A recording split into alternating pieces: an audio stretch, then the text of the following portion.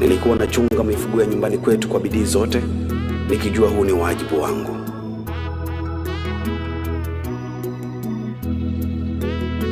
Tazama mifugo hii inavyopendeza juu ya uso wa dunia. Inaonyesha kila dalili za utulivu, amani na upendo duniani. Haina shamba wala haina mtaji, lakini inaishi kwa matumaini na amani kwa kumtumainia Mungu Muumba.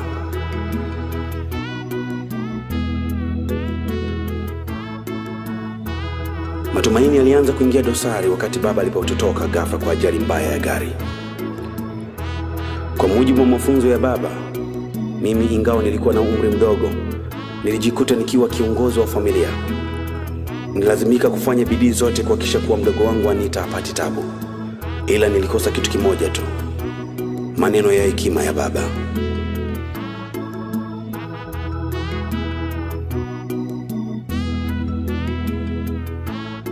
Kuanzia hapo nilikuwa nimepoteza uchangamfu kabisa, kwa kuwa sikuwa na sehemu ambako nitapata matumaini mapya kuhusu maisha.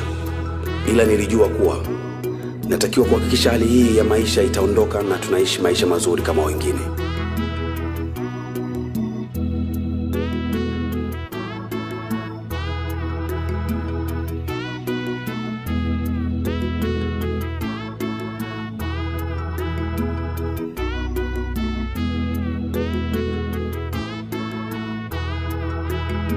Niliendeleza juhudi za kuchunga mifugo, na hata pale mifugo yetu ilipokumbwa na magonjwa ya kutoweka, nilikuwa nachunga mifugo ya watu wengine kwa ujira, ili mradi tu maisha yasonge mbele.